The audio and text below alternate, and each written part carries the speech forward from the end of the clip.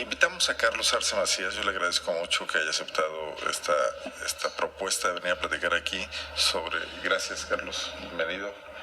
Me da mucho gusto estar aquí en Zona Franca. Siempre leo tus artículos el domingo. Bueno, además me haces favor de enviármelos por el Twitter, claro. Entonces ya me ahorras ahí entrar a buscar directamente, que también leemos el periódico AM. Pero me llamó la atención el domingo pasado lo puntual que fueron tus observaciones sobre la ley de movilidad. Luego aquí estuvo Héctor Jaime Ramírez Barrio y me dijo que incluso habían platicado antes y que algunas de ellas las habían retomado. Eso me comentó.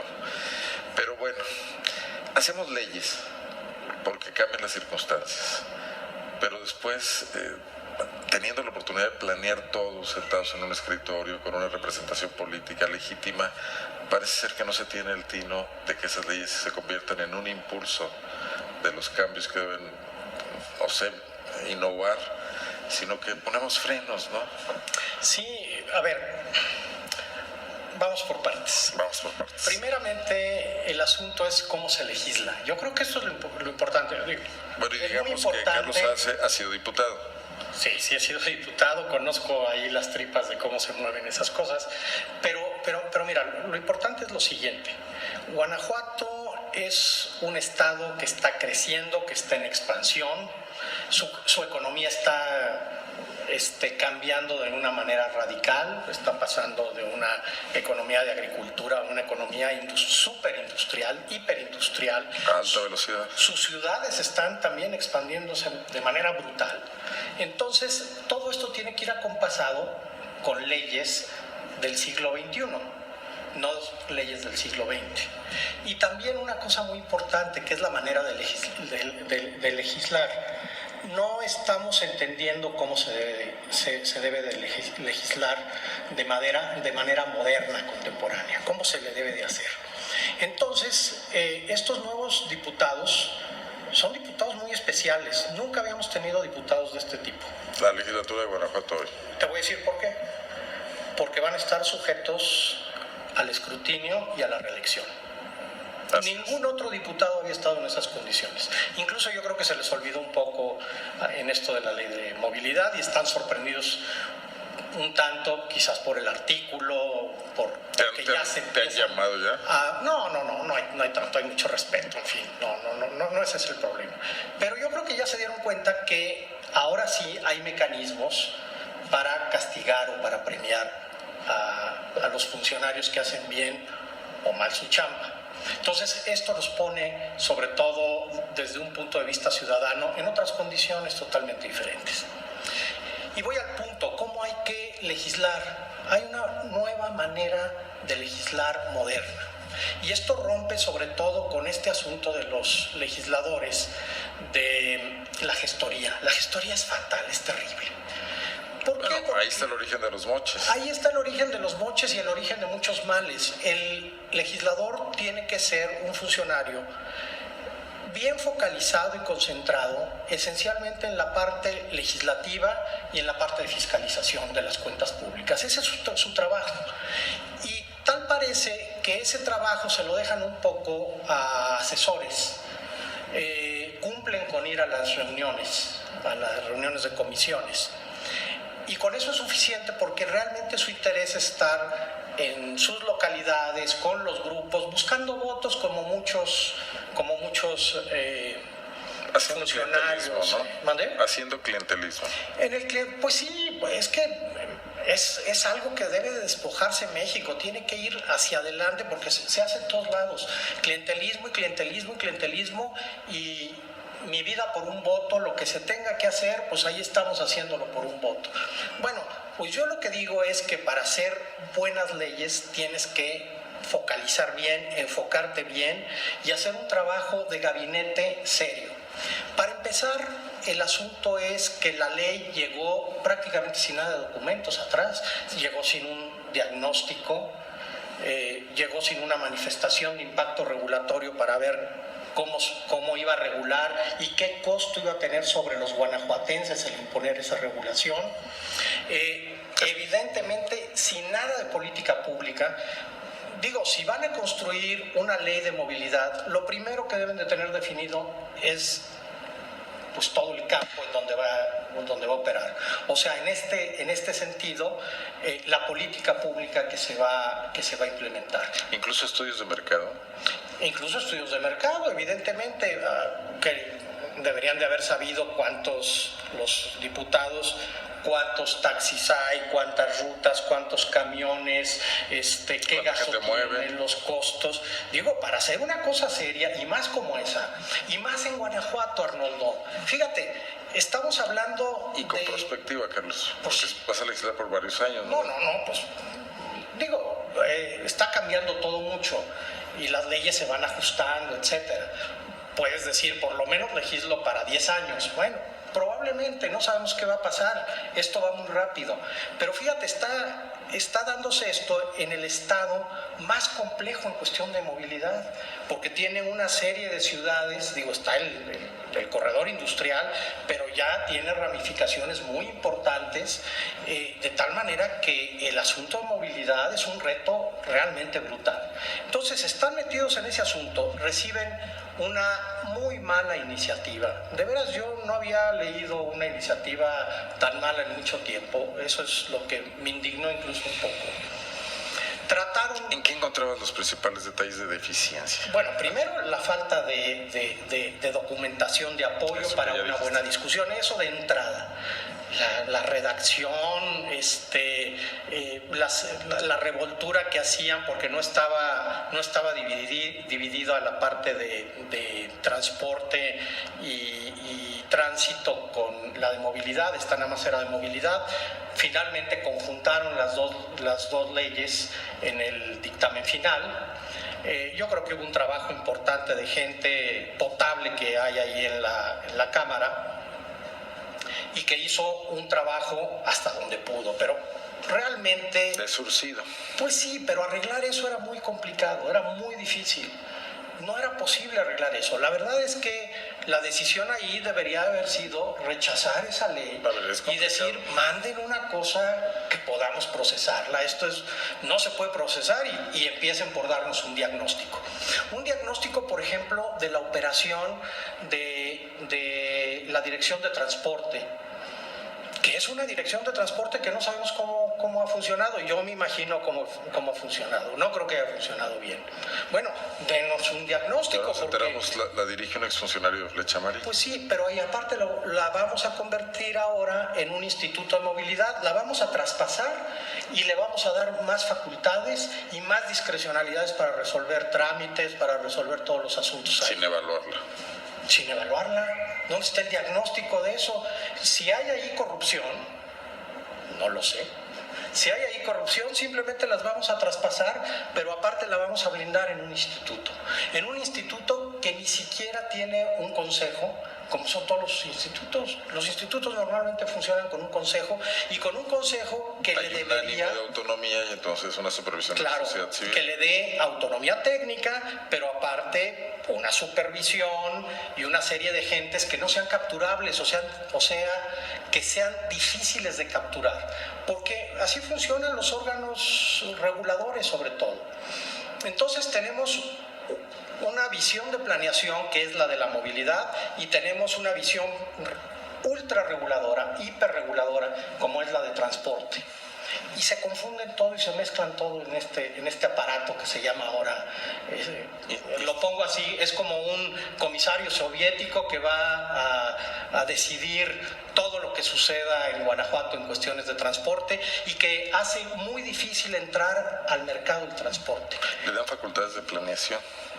No, le dan facultades de todo. Cuando va muy ligado a otro tipo de cosas que se supone que concentramos en el instituto. Es que debería de haber, en todo caso, un instituto de movilidad que haga la planeación y conservar en su ley de transporte, de tránsito y de transporte, toda la regulación de transporte, y cambiar incluso todos estos modelos, probablemente para una comisión de transporte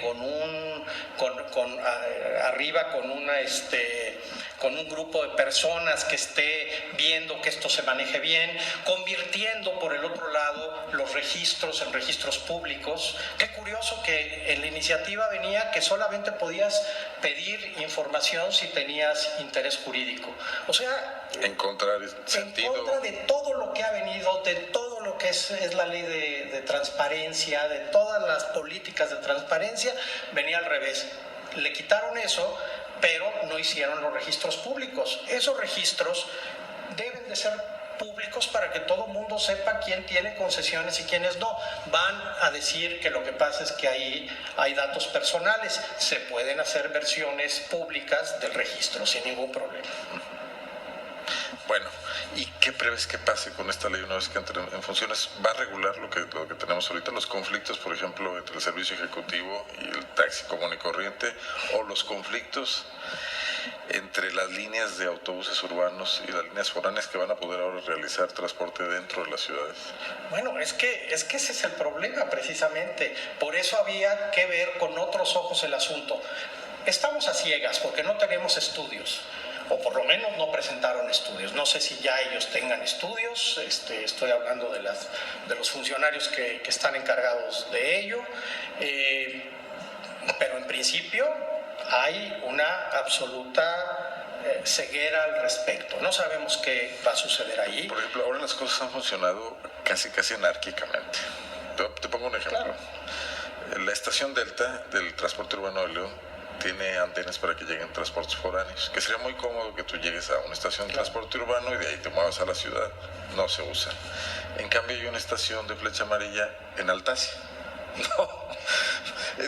¿Y quién la autorizó? ¿El municipio? ¿Quién? ¿Cómo están ahí? En la central camionera no hay un nodo de autobuses urbanos ni de transporte público más que unos taxis de los viejos, ¿no? Y no dejan entrar a los de Uber.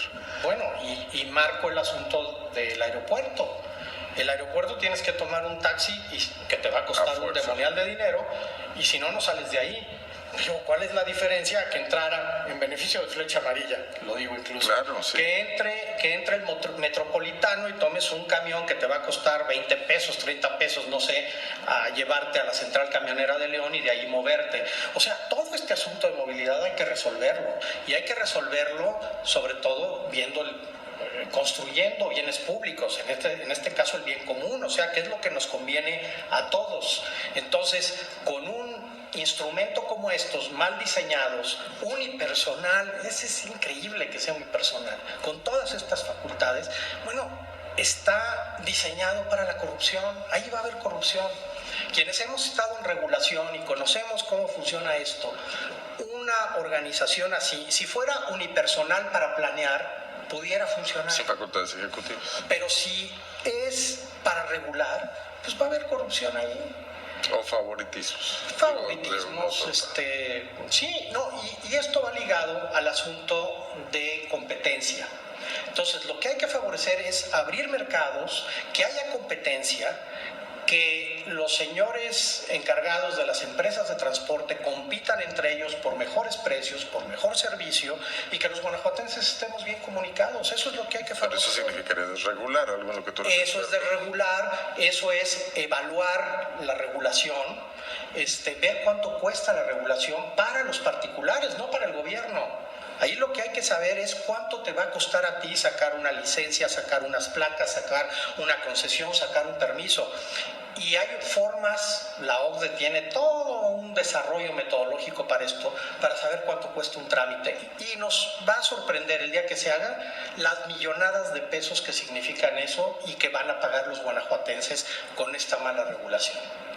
Oye, el otro tema, el transporte, lo tocaste, el crecimiento industrial, el transporte de personal que ha proliferado intensamente y que Márquez pretendía un poco, o así lo anunció, contribuir con su sistema estatal de movilidad, que viene a sustituir al mítico tren interurbano, ¿no? Pero como que no hay mercado, ¿no? Si la gente está llegando a las empresas de transportes ejecutivos colectivos. Bueno, es que todo eso se hace en base a estudios.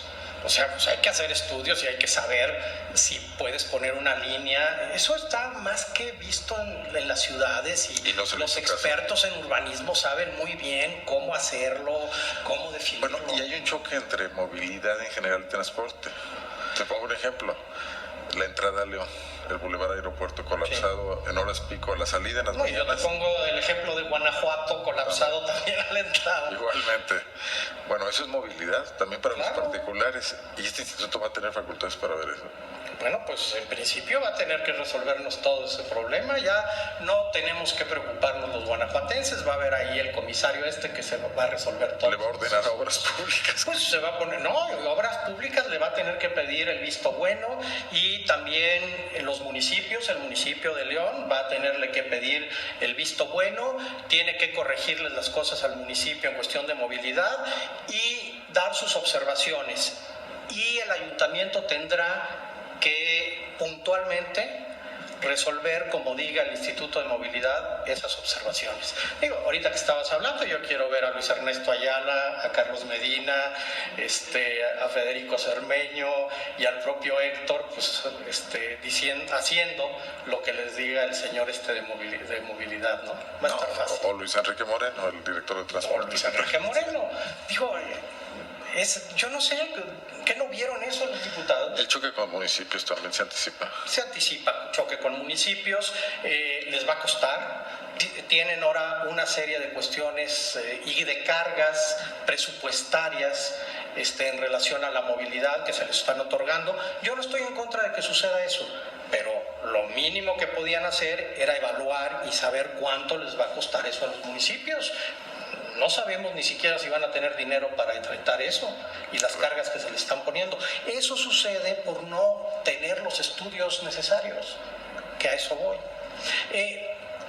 No me quisiera quedar nada más en esta crítica. ¿Cómo se podría resolver en el sentido de tener legislación muchísimo más moderna, hecha con muchísima más puntería? Pues esencialmente cambiando las reglas adentro del Congreso, en el reglamento del Congreso, y exigiendo manifestación de impacto regulatorio a todas las iniciativas. ¿Pasa en alguna parte del país, en algún Congreso? No. Y fíjate, quienes hacen leyes son los legisladores y presentan sus iniciativas, y resulta que pueden presentar sus iniciativas ad libitum, lo que se les ocurra. Muchas son ocurrencias. Recuerdo 2 de estos días. Bárbara Botello pidiendo que se exente al transporte de carga que va de provincia de cumplir con el hoyo no circula, cuando la Ciudad de México está en una emergencia. Y Miguel Salín pidiendo una ley para castigar la impuntualidad de las aerolíneas. Sí. Bueno, pues sí, hay que saber el problema en el que estás metido. Pero por eso, teníamos también el caso de un diputado que pidió que no pagaran agua no me acuerdo quién. Las escuelas privadas. Las escuelas privadas. Ricardo Torres. Pues son ocurrencias. Eso habría que hacer una manifestación de impacto regulatorio y saber cuánto va a dejar de... ¿A quién le va a costar? ¿A quién le va a costar? ¿Cómo se va a pagar eso? Bueno, yo creo que sería realmente una decisión de futuro, de vanguardia del Congreso del Estado, establecer estos nuevos mecanismos de mejora regulatoria. Hacer los suyos, ya están en el Ejecutivo. Hay más o menos, pero ya los tiene el Ejecutivo. Bueno, pues que los tenga el Legislativo, es el principal productor de normatividad. ¿Se ha debatido eso en algún momento? Sí, ha habido reuniones en la Cámara de Diputados, yo he estado en algunas reuniones hace algunos años, sí se ha discutido, pero no se ha querido imponer porque pues, los diputados sienten que verían restringida su posibilidad de presentar cualquier cosa. Por ejemplo, las grandes reformas de Peña Nieto, no tienen una manifestación de impacto regulatorio. Pues bueno, todo es... y le dan la vuelta a través de los diputados en el Ejecutivo. O sea, muchas veces el Ejecutivo no hace la manifestación de impacto regulatoria, sino se consigue a 3, 4 diputados y por ahí meten las iniciativas. Y de esa manera queda prácticamente en una una situación de indefensión el ciudadano. Ese es el asunto. Déjame preguntarte de otro tema.